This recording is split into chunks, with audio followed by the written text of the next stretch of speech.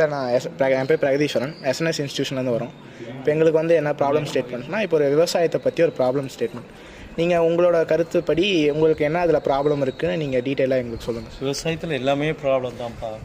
ஒன்றும் இல்லை, விவசாயிகிட்ட போய் ஒரு தேங்காய் எடுத்துக்க, தேங்காய் 10 ரூபா 12 ரூபா வாங்கிட்டு கிராமுக்கு 500 கிராம் எடுத்துக்க, 500 கிராமுக்கு இவ்வளோ தான் அமௌண்ட் கொடுக்குறாங்க. ஆனால் அதே இந்த கோயம்புத்தூரில் உடுமலைப்பேட்டை எங்கள் ஊர், உடுமலைப்பேட்டை கிலோ 40 ரூபா வரல 36 ரூபா. ஆனால் இங்கே ஒரு தேங்காயே 60 ரூபாய்க்கு விற்கிறான். அவங்களுக்கு டிரான்ஸ்போர்ட் செலவு ஒன்று தான். அப்போ ஒரு தேங்காய்க்கு 40 ரூபா 50 ரூபா.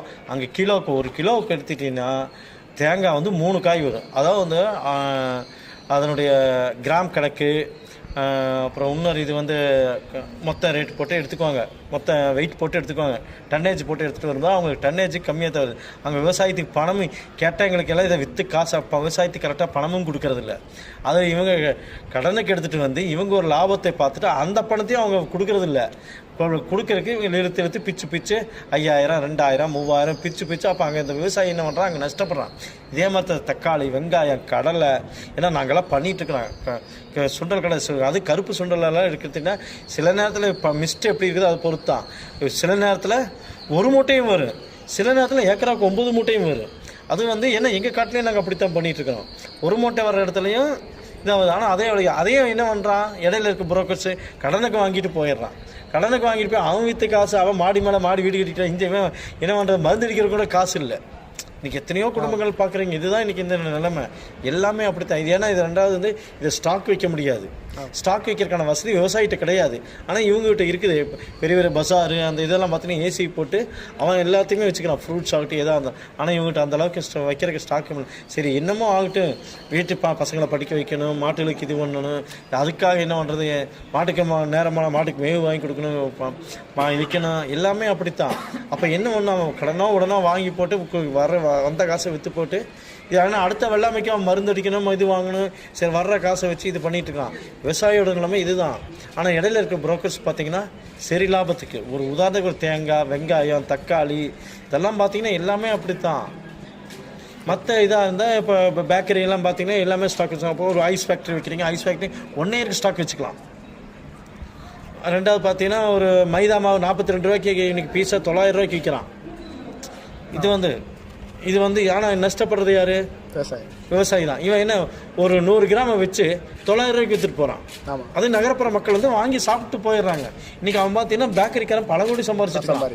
ஃபேக்ட்ரி ஐஸ் அப்படித்தான். பால் 4 கேன் பாலை வாங்கிட்டு அவன் 5 லட்ச ரூபாய்க்கு ஒரு வருஷத்துக்கு சும்மா ஒரு சாதாரண ஒரு ஐஸ் ஃபேக்ட்ரி வச்சு, ஏன்னா 1 இயர் ஸ்டாக் வச்சுக்கலாம். அது இது ஆனால் அங்கே பாதிக்கப்படுறது யார், அவன் மாட்டை மேய்ச்சி கண்ணை மேய்ச்சி இது விளையும் பண்ணி இவனுக்கு பால் உடனே சிசிக்கு போகலின்னா அந்த பால் கெட்டு போயிடும்.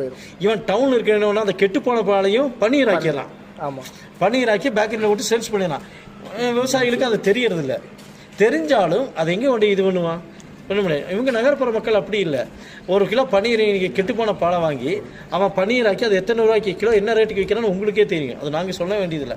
இதெல்லாம் தான் பாதிக்கப்படுறது. ஆனால் இன்றைக்கி மாட்டு தீவனமெல்லாம் எடுத்திங்கன்னா இன்றைக்கி என்ன விலை விற்கிது.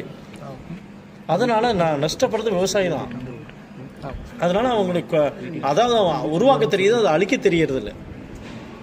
இந்த இடையில இருக்க புரோக்கர்ஸ் அதை வாங்கிட்டு போய் அது கரெக்டான பணமும் தர்றதில்லை.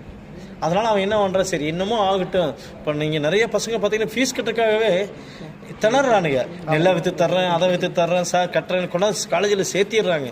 கேட்டால் நான் நெல்லை விற்று கொடுத்துட்றேன் சார். ஆனால் அவன் வாங்குறவன் முன்னாடி பணமும் தர மாட்டான். நெல்லை விற்றாலும் பணம் தர மாட்டான்.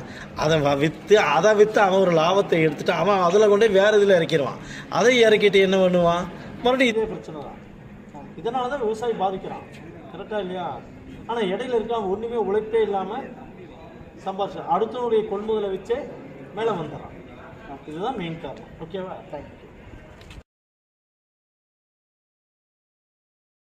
என் பேர் பிரார்த்தனா. நான் எஸ்என்எஸ் இன்ஸ்டியூஷன்ஸ்லேருந்து வரேன். நீங்கள் அக்ரிகல்ச்சரில் ஃபேஸ் பண்ணுற ப்ராப்ளம்ஸ் என்னன்றதை பற்றி கொஞ்சம் டீட்டெயில்டாக சொல்ல முடியுமா? ஃபஸ்ட்டு ஒரு பூமியில் உழவு ஓட்டுறோம்.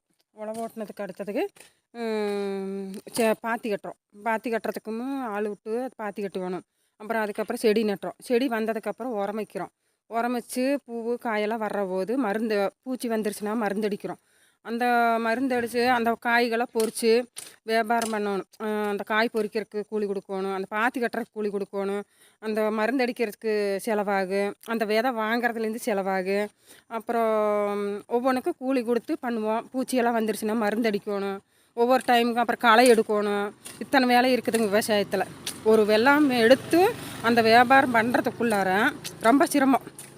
ரொம்ப சிரமமாக இருக்குதுன்னு வச்சுக்கோங்க. அந்த முட்டு வலி போட்டு அசல் வாங்குறதுக்குள்ளே நம்மளுக்கு லாபமா நட்டமாங்கிறது.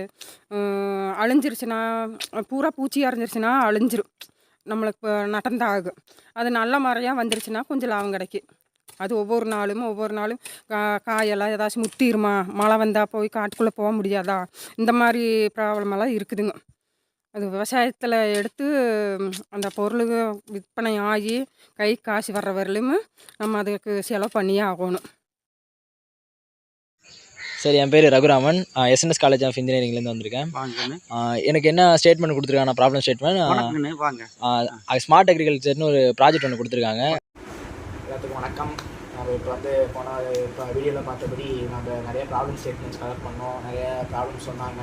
அதில் மெயினாக நாங்கள் பார்த்த ப்ராப்ளம் என்னென்னா, இப்போ ஒரு ஃபார்மர் வந்து கஷ்டப்பட்டு விவசாயம் பண்ணி அவங்களோட முதலீடை கொண்டு வந்து அவங்ககிட்ட இருக்க காசு எல்லாத்தையும் போட்டு அவங்க விதை இதெல்லாம் வாங்கி அவங்க கஷ்டப்பட்டு ஃபார்மிங் பண்ணி அதை அறுவடை செய்கிறாங்க.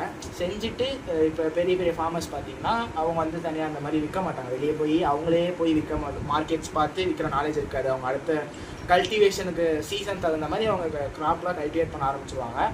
அப்படின்னு பார்க்குறப்ப அவங்க அந்த சுச்சுவேஷன் அவங்க என்ன பண்ணுவாங்கன்னா, ஒரு புரோக்கர் தான் அவங்க வந்து என்ன பண்ணுறாங்கன்னா சூஸ் பண்ணுறாங்க. அந்த புரோக்கர் என்ன பண்ணுறாங்கன்னா, இப்போ ஒரு ஃபார்மர் ஒரு ஆனியன் வந்து இப்போ ஒரு கிலோ ஒரு 100 ரூபா மார்க்கெட்டில் விற்குது. இப்போ அவங்ககிட்ட எவ்வளோ வாங்குறாங்க, இப்போ ஒரு 50 ரூபா வாங்குறாங்கன்னு வச்சுக்கோங்க. அவங்க வந்து 100 ரூபாய்க்கு விற்கிறாங்க. இப்போ 80 ரூபாய்க்கு வாங்கினா கூட 100 ரூபாய்க்கு விற்கிறாங்க. அது 20 ரூபா அவங்களுக்கு வந்து புரோக்கருக்கு தான் லாபம் வருது. இப்போ அங்கே வந்து ஒரு ஃபார்மர் வந்து நஷ்டம் தான் படுறாரு. இப்போ அவங்க கஷ்டப்பட்டு அவங்களோட போட்டு அவங்களுக்கு ஒரு ப்ராஃபிட் வரல. இப்போ விலை அதிகமாக இருந்தால் அவங்களோட முதலீடோட அதிகமாக தான் காசு வரும். இப்போ விலை கம்மியாக இருக்க பட்சத்தில் அவங்களுக்கு ஒரு லாஸ் தான் வரும், இல்லைன்னா அதிக ப்ராஃபிட் வராது. அவங்க வாழ்வியலில் ஒரு என்ன சொல்கிறது, ஒரு இம்ப்ரூவ்மெண்ட்டே இருக்காது. ஸோ நாங்கள் கலெக்ட் பண்ண ப்ராப்ளம் ஸ்டேட்மெண்ட்ஸ் படி இப்போ என்ன நாங்கள் மெயினாக ப்ராப்ளம்னா ஒரு புரோக்கர் தான் பார்க்குறோம். இப்போ ஒரு ஃபார்மர் வந்து நேராக பப்ளிக்கிட்ட போய் அவங்களோட இதை செல் பண்ணும்போது அவங்க சொல்கிற ரேட் தான் மோஸ்ட்லி கிடைக்கும். ஸோ வந்து அதுதான் நாங்கள் ஒரு பெரிய ப்ராப்ளமாக பார்க்குறோம்.